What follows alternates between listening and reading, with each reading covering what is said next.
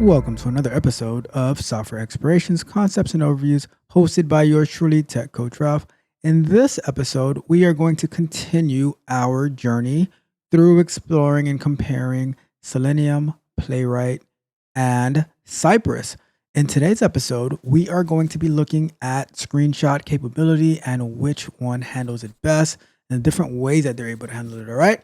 So, without further ado, let's just jump right into it and get to work. All right, so we're back to the Lambda test blog post about comparing Playwright, Selenium, and Cypress. So let's start together here. So screenshots play a very important role when test cases fail regularly. The screenshots give an idea about the steps where test cases fail and help you make the test case less flaky. And I also use screenshots for like when I am doing assertions for validating either text or some type of something that I'm validating on the page. I would use screenshots to make sure that the page is looking correctly. So and to catch that validation as well, because I like to have that evidence that at this particular time, this is how the application was looking and functioning at the time. Instead of just depending on failures, I like to actually capture my assertions as well. So something you can keep in mind as you work on automation, right? So let's get into Playwright about screenshots. While comparing Playwright with Selenium versus Cypress, it is very easy to take screenshots in Playwright. There are three ways to take screenshots. There's full page screenshots, there's capture into buffer, element screenshots, and full page screenshots. Let's talk about that, right? To take full page screenshots, we have to write the code below. It's just await page.screenshot and then the path of where you want to save the screenshot. And full page is true. All right.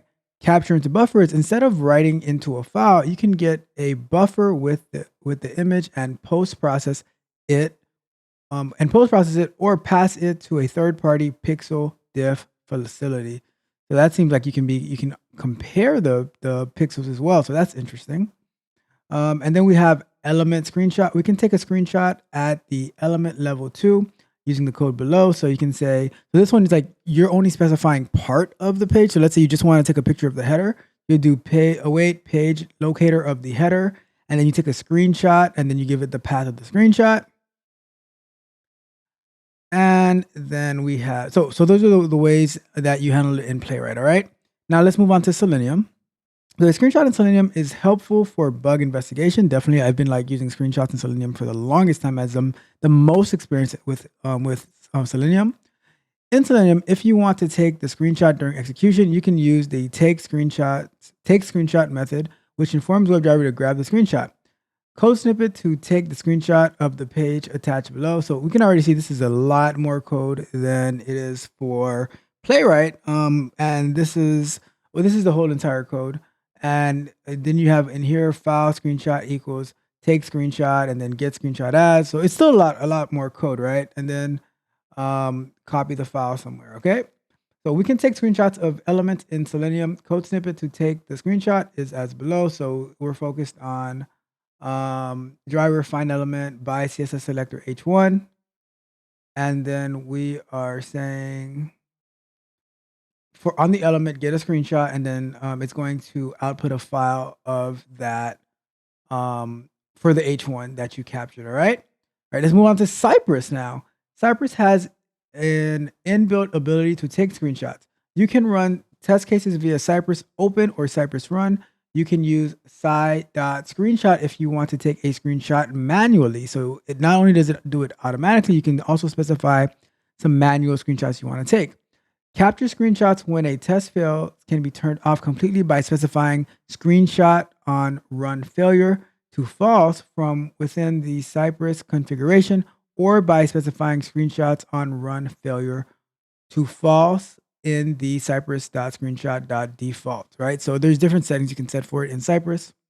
And it says in the code snippet below, you can use the screenshot saved by default under the screenshots folder when test cases are failing.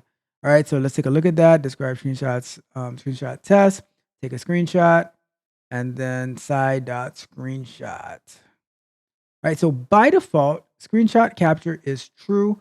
However, you can disable it by the following setting under the support/index file, screenshot on run failure, and you change that to false. So pretty much by default, Cypress is going to be taking the screenshots, but you can always override that as well. So very cool ways to take screenshots in these 3 tools. It looks like Cypress and Playwright are the most easiest to take the screenshots, which is understandable because they have been Selenium has been around forever, so it might be a bit impossible to make certain updates at this time. But Cypress and Playwright being the newer ones are pretty easy to use. All right, so let's see, and let's jump into the video aspect of it as well. All right, so video features help in finding the bug and make debugging easy when there is a failure on the test case. Because yes, you can just go watch the playback to see where it failed, and you don't have to like trying to figure it out reading the logs or just looking at a screenshot. It's so much like if a image is worth 1,000 words, imagine how much a video is worth. All right. So since we can watch what happens when a series of steps are running, it becomes very easy to track down the exact step when some test cases fail. Here we are comparing Playwright versus Selenium versus Cypress to see how we can take screenshots using these frameworks. So in Playwright, video of test cases is handled by the video option in the config file. By default, videos are turned off, which makes sense because videos can take a lot of space if you're not properly managing your environments. Especially if you're just running automated tests over and over and over and over again, you don't do any maintenance, then you will have a flooded environment. So that's why I would have default videos turned off as well. Right, and we can see it here. Video on first retry, and your options are off, on, retain, on, failure, on first retry. All right. And so now let's go to Selenium for the videos. Selenium does not, and I repeat, Selenium does not have any built-in mechanism to record videos of the test cases that are executed. In Selenium, to capture video, we have extensions available. Using these extensions, we can record to the test case execution, and when some of the test cases fail to record, it is helpful to know exact reason for the step failure. So that's a good way. That's a good way to use in Selenium, but it doesn't come by default. So you'd have to find some third-party library to configure it, which maybe we'll be able to do on this Thursday's episode of Software Explorations, where we're going to continue automating through the free mind recovery side. All right.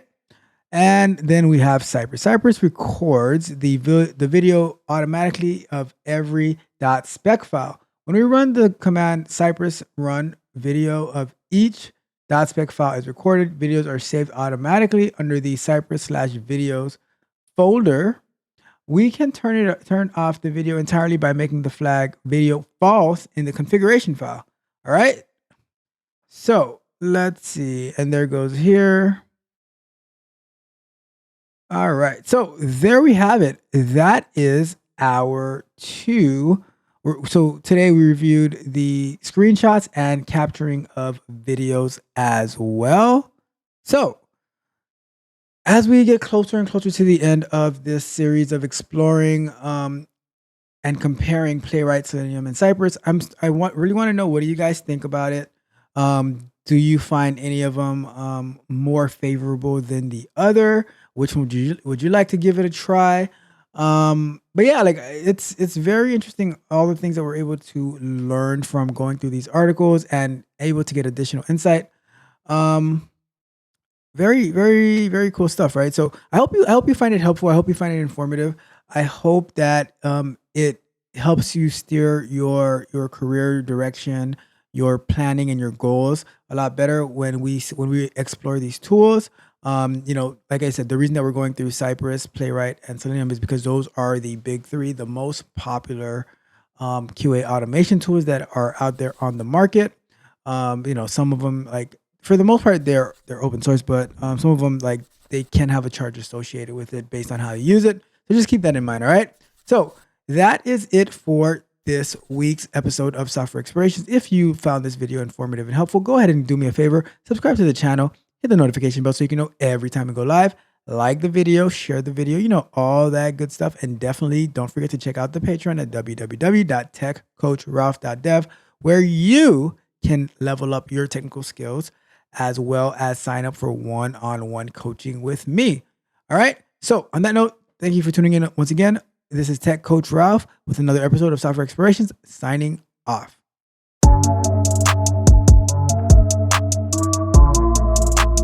If you enjoyed the fascinating information shared in this video and you want more, be sure to hit the subscribe button to Tech Coach Ralph to be notified for new videos.